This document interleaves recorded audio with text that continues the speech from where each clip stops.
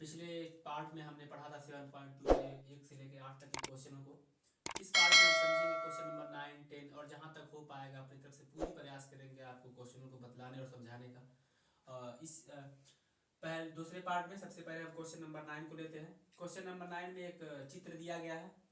यहाँ पे आपको कम से कम 2 ट्रायंगल दिखाई दे रहे होंगे। पहले ट्रायंगल का नाम ट्रायंगल एन के पी तथा दूसरे ट्रायंगल का नाम एम के एल है, जिसमें से कहा है कि एम 46 डिग्री और एन का मान भी 46 डिग्री दिया गया है। कह रहा है कि कोण एम दोनों आपस में बराबर है। तो किसका मान पूछा है? यक्स का मान पूछा है। यक्स का मान पूछा, वो भी ए बी सी के पदों के साथ यक्स का मान निकालने के लिए कहा गया है। तो चलिए शुरू करते हैं। यहाँ पे 2 त्रिभुज दिखाई दे रहा होगा। पहले ट्रायंगल का नाम ट्रायंगल एन के पी ले लेते हैं, ट्रायंगल एन के पी, तथा एक और ट्रायंगल दिखाई दे रहा होगा जो बड़ा वाला ट्रायंगल है जिसका नाम है एम के एल। 2 ट्रायंगल को हम लेके साथ में चलेंगे, दोनों को आपस में समरूप दिखाएंगे, उसके बलबूते पे हम यक्स का मान ए बी सी के पदों में निकाल के दिखाएंगे आपको। एन के पी हमने लिया, बड़ा वाला ट्रायंगल का नाम है ट्रायंगल एम के एल में समरूप दिखाने के लिए कम से कम 2 कसौटियों को पार करना होता है। अब यहाँ पे देखिए कोणियन के बराबर है 46 डिग्री है, जो कि हमें दिया हुआ है, चित्र में दिया है। दूसरा देखिए कोण के बराबर कोण के, मतलब ये कि जो ये कोण दिखाई दे रहा है वो छोटे वाले त्रिभुज में भी पाया जाता है और बड़े वाले त्रिभुज में भी पाया जाता है, इसलिए कह देंगे कि कोण के दोनों क्या है? उभयनिष्ठ है। अब चूंकि हमने 2 कसौटियों को पार कर लिया, इसलिए हम कह सकते हैं, अतः हम कह सकते हैं कि ट्रायंगल एन के पी समरूप है ट्रायंगल एम के एल के। ये कह सकते हैं कैसे? ए नियम से,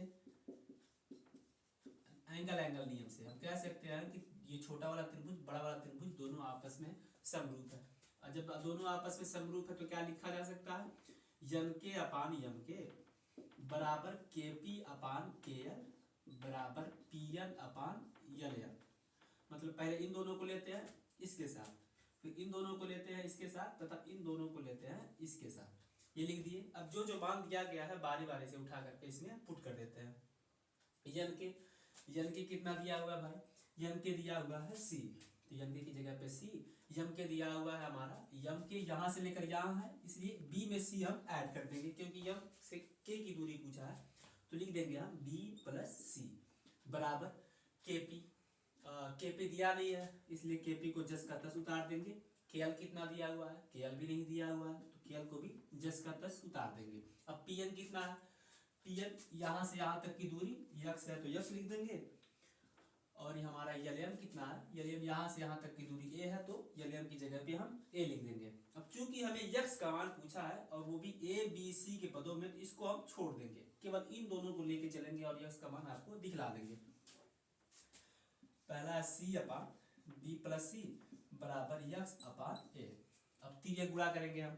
यक्स का बी में और सी में गुणा मत कर दीजिए क्योंकि हमें यक्स का ही मान तो निकालना है। यक्स बी प्लस सी हम ऐसे लिख सकते हैं, ये गुणा किया गया है लेकिन करके दिखाएंगे नहीं। ए का सी में गुणा कर देंगे तो ये हो जाएगा ए सी।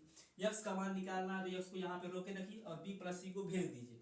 बीच में गुणे का निशान है, बराबर उधर जाता है तो भाग में कन्वर्ट हो जाता है। ए सी अपान बी प्लस सी। ये यक्स का मान ए बी सी के पदों में पूछा था और ये हमारा आंसर हो गया। उतार लीजिए। चलिए अब क्वेश्चन नंबर 10 की तरफ बढ़ते हैं। क्वेश्चन नंबर 10 कह रहा है कि सिद्ध कीजिए कि BC बराबर 3PQ। ये सिद्ध करने के लिए हमें बोला है, और एक बोला है कि एक त्रिभुज है जिसका नाम ABC है। AB भुजा पे कोई बिंदु है जिसका नाम P है, और AC भुजा पे कोई बिंदु है जिसका नाम Q है। मान दिया गया है जो कि यहाँ पे ब्लैक बोर्ड पे दिखाई दे रहा होगा। मान दिया गया है और कह रहा है कि सिद्ध कीजिए कि BC बराबर 3PQ लेकर आना है। तो सबसे पहले हम ये देखना चाहते हैं कि क्या जो PQ दिखाई दे रहा है वो BC के समांतर है कि नहीं। यदि PQ BC के समांतर होगा, पैरेलल होगा, तो हम कह सकते हैं कि बीपीटी नियम से ये दोनों को आपस में अनुपात में दिखा देंगे और इसको इसके अनुपात में दिखा देंगे, जिसकी वजह से हम जो कुछ भी सिद्ध करने के लिए बोला है वो हम सिद्ध कर देंगे। तो सबसे पहले ये चेक करते हैं कि क्या PQ BC के समांतर है। उसके लिए हमें ये चेक करना होगा कि क्या ये दोनों और इन दोनों का अनुपात बराबर है कि नहीं। यदि आपस में अनुपात बराबर हो जाता है तो पी क्यू बी सी के समांतर हो जाता है। तो चलिए सबसे पहले A P upon P B, मतलब इन दोनों का अनुपात हम चेक करना चाहते हैं। A P upon P B बराबर क्या है, 3/6। ए पी की जगह पे 3 और पी बी की जगह पे हमने 6 लिया। जब इन लोग को काट के छोटा किया तो आया हमारा 1/2। यही प्रक्रिया हम उधर वाले में भी अप्लाई करेंगे। उधर क्या है, ए क्यू अपान क्यू सी। ए क्यू की जगह पे दिया है 5 तो 5 और क्यू सी का मान दिया गया है 10। इन दोनों को काट के छोटा किया गया तो मान आया हमारा 1/2। अब देखिए दोनों मान आपस में बराबर है, इसका मतलब इनका अनुपात और इनका अनुपात दोनों आपस में बराबर है। और जब अनुपात बराबर में होता है तभी हम कह सकते हैं कि पी क्यू बी सी के समांतर है। अतः हम कह सकते हैं कि पी क्यू पैरेलल है, समांतर है किसके, बी सी के। और जब पी क्यू बी सी के समांतर हो जाएगा, मतलब ये लाइन इस रेखा के समांतर हो जाएगा, तो हम कह सकते हैं बीपीटी थ्योरम से ए पी अपान ए बी बराबर ए क्यू अपान ए सी, ये कह सकते हैं बीपीटी नियम से। अतः हम कह सकते हैं बीपीटी नियम से, अतः बीपीटी बेसिक प्रोपोर्शनलिटी थ्योरम नियम से हम क्या कह सकते हैं, जब दोनों आपस में समांतर है तो कह सकते हैं कि ए पी अपान ए बी बराबर ए क्यू अपान ए सी, ये हम कह सकते हैं। अब यहाँ पे एपी की जगह पे कितना दिया गया है, एपी का मान दिया गया है 3 अपान ए बी का मान कितना है, ए बी का मान है 3 + 6, मतलब ये 9 हो जाएगा। ए बी मतलब यहाँ से यहाँ तक की दूरी पूछा है तो 3 में हमने 6 ऐड कर दिया बराबर ए क्यू कितना दिया था 5 और ए सी कितना दिया था, ए सी हमारा दिया था 10 में 5 जोड़ देंगे तो 15। बीपीटी नियम से केवल ए पी अपान ए बी बराबर ए क्यू अपान ए सी ही नहीं कहा जा सकता, इसके अलावा भी हम पी क्यू अपान बी सी भी कह सकते हैं, पी क्यू अपान बी सी भी कह सकते हैं। इसका मतलब ये कि यदि ये इसके अनुपात में है और ये रेखा इस पूरे वाले के अनुपात में है तो हम कह सकते हैं कि ये वाली रेखा भी इसी के अनुपात में होता है। इसका मतलब पी क्यू अपान बी सी भी कहा जा सकता है बराबर पी क्यू अपान बी सी। अब इसमें से किसी दो लोगों को लेकर के हम जाएंगे और जो कुछ भी सिद्ध करना है सिद्ध करके दिखा देंगे। इसमें से किसी एक को ले लेंगे, 3 एकम 3, 3 त्रिका 9, 5 एकम 5, 5 तिहाई 15, 1/3 ये भी है, 1/3 ये भी है। किसी एक को 1/3 ले लेते हैं बराबर पी क्यू अपान बी सी। त्रिय गुणा करेंगे तो ये 3 का पी में गुणा होगा 3 पी क्यू बराबर बी सी का 1 में गुणा करेंगे तो ये बी सी, मतलब ये कि बी सी बराबर 3 पी क्यू, और यही हमको सिद्ध करना था, जो कि ये हमारा आंसर है। चलिए अब क्वेश्चन नंबर 11 की तरफ बढ़ते हैं। क्वेश्चन नंबर 11 कह रहा है कि एक त्रिभुज दिया गया है जिसका नाम ए बी सी है और कहा है कि जो रेखा बी डी है वो ए सी पे लंब है, मतलब कि ये 90 डिग्री दिया हुआ है। और ये भी कहा कि जो कोण बी है वो भी 90 डिग्री का है, ये क्वेश्चन में कह दिया है। ए डी का मान 4 सेंटीमीटर दिया है और डी सी का मान 5 सेंटीमीटर दिया हुआ है। तो कह रहा है कि ए बी और बी डी का मान बताइए, मतलब ये कि यहाँ से यहाँ तक की दूरी और बी डी यहाँ से यहाँ तक की दूरी का मान बतलाना है। तो सबसे पहले हम दो त्रिभुजों को लेते हैं, दोनों को आपस में समरूप दिखाने की कोशिश करते हैं। तो चलिए पहला ट्रायंगल लेते हैं, ट्रायंगल ए बी सी, तथा दूसरा ट्रायंगल लेते हैं इस वाले को, इसको मिटा दीजिए। हमें इस ए बी का मान निकालना है और इस बी डी का मान निकालना है। सबसे पहले हम त्रिभुज ए बी सी बड़े वाले को ले रहे हैं और ये छोटे वाले त्रिभुज जिसका नाम ए बी डी, मतलब तथा त्रिभुज ए बी डी में, इन दोनों में हम दोनों को समरूप दिखाना चाहते हैं। समरूप दिखाने के लिए कम से कम 2 कसौटियों को पार करना होगा। तो कसौटी नंबर 1 कहता है कोण बी बराबर कोण डी, मतलब ये भी 90 डिग्री का है और ये भी 90 डिग्री का है। ये पहला है, ये क्या है आपस में समकोण है। उसके बाद कोण ए बराबर कोण ए, मतलब कि बड़े वाले त्रिभुज में भी कोण ए पाया जा रहा है, छोटे वाले त्रिभुज में भी कोण ए पाया जा रहा है, इसलिए दोनों क्या हो जाएगा, इक्विडिस्ट हो जाएगा।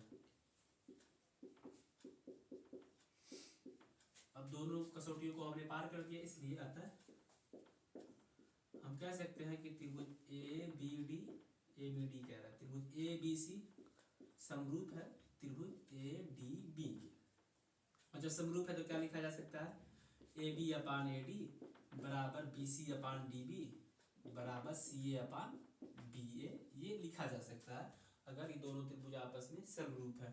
अब ए बी का मान कितना दिया हुआ है, ए बी का मान नहीं दिया हुआ है, तो ये ए बी अपान ए डी का मान कितना दिया हुआ है 4 बराबर बी सी का मान नहीं दिया हुआ है, डी बी का मान नहीं दिया हुआ है बराबर सी ए। सी ए मतलब यहाँ से यहाँ तक की दूरी, वो 5 में 4 को हम ऐड कर देंगे, ये 9 हो जाएगा अपान बी ए नहीं दिया हुआ है। अब सबसे पहले बी ए कहिए चाहे ए बी कहिए, इसी का मान निकालना है जो कि यहाँ पे पूछा है। इन दोनों को हम साथ में लेके चलते हैं। ये ए बी अपान 4 बराबर 9 अपान ए बी, बी ए कहिए चाहे ए बी कहिए, तो ये गुणा करेंगे ये हो जाएगा ए बी स्क्वायर बराबर 9 का 4 में करेंगे 9 चौको 36, मतलब ए बी का मान कितना आया 6 सेंटीमीटर। हमने एक मान निकाल लिया, ए बी का मान हमने निकाला कितना आया 6 सेंटीमीटर। अब हमें बी डी का मान निकालना है। अब सोचिए बी डी का मान आखिर इन दोनों में तीनों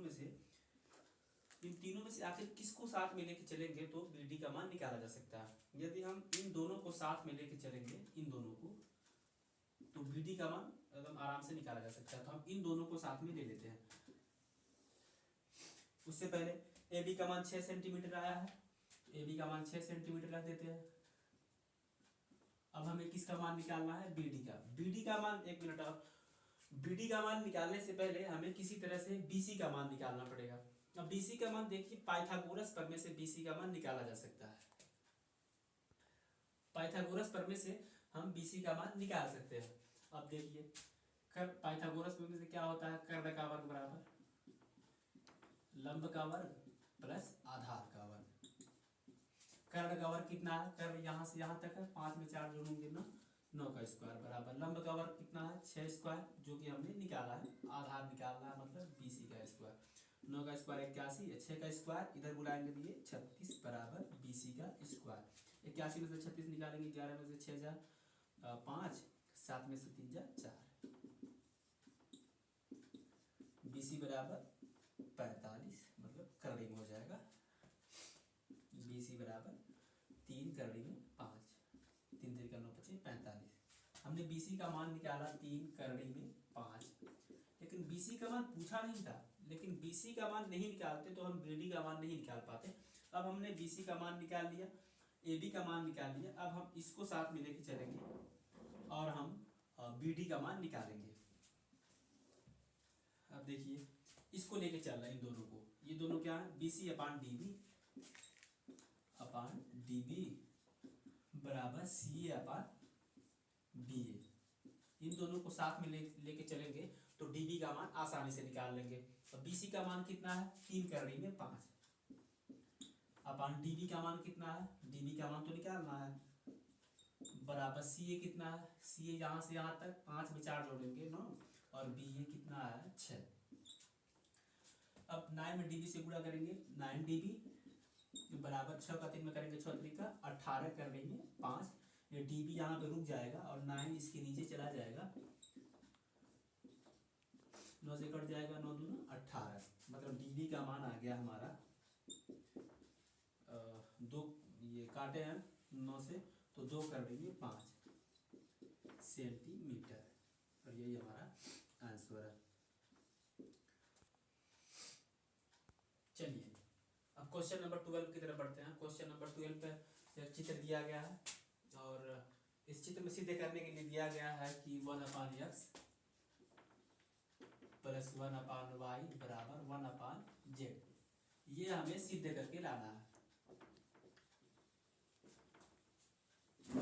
ये प्रूव करना है हमें। प्रूव करने के लिए हम दो त्रिभुजों को आपस में समरूप दिखाते चलेंगे। सबसे पहले आपको एक बड़ा त्रिभुज दिखाई दे रहा होगा जिसका नाम त्रिभुज ए बी डी है।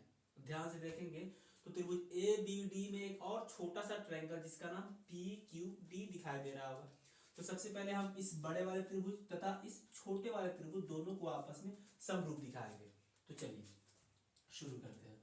अब त्रिभुज ए बी डी तथा छोटे वाले त्रिभुज पी क्यू डी में इन दोनों को समरूप दिखाते हैं। इन दोनों को समरूप दिखाने के लिए हमें पता है कि कोण बी 90 डिग्री का है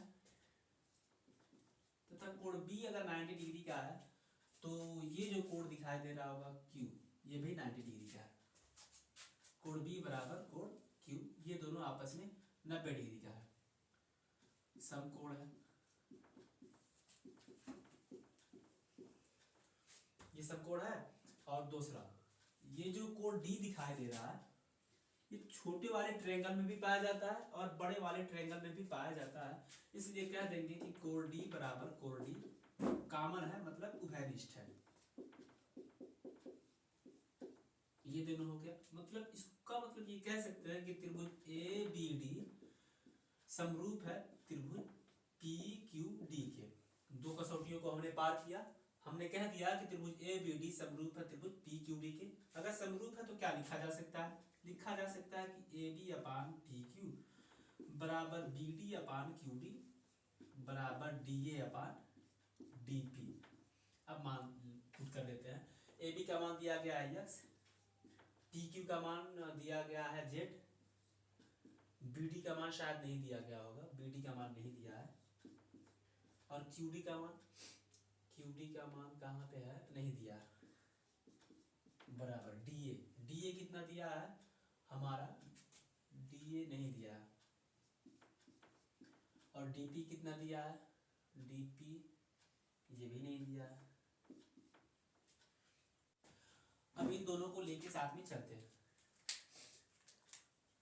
x अपान जेड बराबर B D upon Q D. अब इसको हम पलट देना चाहते हैं। अगर हम z अपान x लिख दें तो हम इसको Q D upon B D लिख सकते हैं। अब यहाँ पे पढ़ते हैं, अब यहाँ वाला क्वेश्चन यहाँ पे उतार लेते हैं। z अपान x बराबर Q D upon B D. हमने क्या किया? यहाँ के प्रश्न को वहां पे उतार लिया। अब z का हम गुणा करेंगे। जब z का गुणा हम करेंगे तो वहां पे 1 बचेगा, तो 1 अपान x हो जाएगा। और z का गुणा तिर्यक होता है, गुणा होगा तो z यहाँ पे आ जाएगा। इसे हम समीकरण नंबर 1 मान लेते हैं। अब इसी प्रकार जिस तरह से त्रिभुज एबीडी और पीक्यूडी लिए थे, उसी तरह से हम चाहें तो इस बड़े वाले त्रिभुज को देखिए, और उस बड़े वाले त्रिभुज में एक छोटा वाला त्रिभुज में भी आ रहा होगा। इसका मतलब हम दो त्रिभुजों को लेंगे। पहला वाला त्रिभुज का नाम रहेगा सी डी बी तथा छोटा वाला त्रिभुज का नाम रहेगा पी क्यू बी। पुनः त्रिभुज सी डी बी तथा छोटा वाला त्रिभुज जिसका नाम है पी क्यू बी में दोनों को आपस में समरूप दिखाएंगे। दोनों में कोण डी बराबर कोण क्यू, दोनों क्या है आपस में? समकोण है। इसके बाद कोण बी बराबर कोण बी क्या है? कॉमन है। ये हो गया हमारा उभयनिष्ठ। जब दोनों आप दो चीजों को हमने दिखाया तो कह सकते हैं कि त्रिभुज सी डी बी समरूप है त्रिभुज पी क्यू बी के। समरूप है तो क्या लिखा जा सकता है? C D upon P Q बराबर D B upon Q B बराबर B C upon B P, ये लिखा जा सकता है। अब सी डी का मान कितना दिया हुआ है? सी डी का मान दिया हुआ है वाई अपान पी क्यू का मान दिया हुआ है जेड बराबर डी बी का मान नहीं दिया हुआ है अपान क्यू बी कहाँ पे है हमारा? क्यू बी का मान नहीं दिया हुआ है बराबर बी सी का भी मान नहीं दिया हुआ अपान बी पी का भी मान नहीं दिया है। अब फिर से हम इन दोनों को साथ में लेके चलते हैं। अब यहाँ पे देखिए y अपान जेड बराबर D B upon Q B. अब फिर से इसको हम पलट देते हैं। पलटा इसलिए जा रहा है क्योंकि हमें जो सिद्ध करना है वो y नीचे है, इसलिए हम पलटना चाहते हैं। पलटेंगे तो जेड अपान वाई बराबर के इधर पलटेंगे तो इसको भी पलटना पड़ेगा, तो हमने इसको भी पलट दिया। फिर से जेड का गुणा तिर्यक कर देंगे जिस तरह से हमने यहाँ पे किया था, तो ये बचेगा 1 अपान वाई बराबर क्यू बी, और जब जेड जाएगा तो इसके साथ मिल जाता है डी बी इंटू ये जेड हो गया। इसे मान लेते हैं समीकरण नंबर 2। अब समीकरण नंबर 1 और समीकरण नंबर 2 को आपस में ऐड कर देते हैं। लिखेंगे समीकरण नंबर 1 प्लस समीकरण नंबर 2, दोनों को ऐड करेंगे तो 1 upon X plus 1 upon Y बराबर ये इसे जुड़ जाएगा Q D upon B D into Z plus ये वाला Q B upon B D कहिए या डी पी कहिए इंटू जेड। अब देखिए कि उसमें से किस चीज को बाहर निकाला जा सकता है, उसमें से हम 1/z को तथा बी डी को भी साथ में बाहर निकाल सकते हैं। उसमें से 1/BD इंटू जेड, क्योंकि दोनों में पाया जा रहा है, कॉमन कर लेंगे। कॉमन कर लेंगे क्या बचेगा, QD बचेगा प्लस इधर बचेगा QB। अब जरा ध्यान से सोचिए और बतलाइए कि QD और QB कहाँ पे है। QD ये वाला है और QB ये वाला है। दोनों को अगर आपस में साथ में जोड़ा जाए तो टोटल अगर हम कहना चाहेंगे तो कह सकते हैं कि BD, मतलब कि BQ में QD जोड़ देंगे तो ये हो जाएगा BD। मतलब इन दोनों को हटा करके हम BD लिख सकते हैं। लिखेंगे 1/x प्लस 1/y बराबर 1/BD इंटू जेड मल्टीप्लाई, इन दोनों को जोड़ने के बाद हमें मिला है BD। अब यहाँ पे देखिए BD से BD आपस में कट जाएगा, उधर 1/z बचेगा। इसका मतलब 1/x प्लस 1/y बराबर 1/z, यही हमको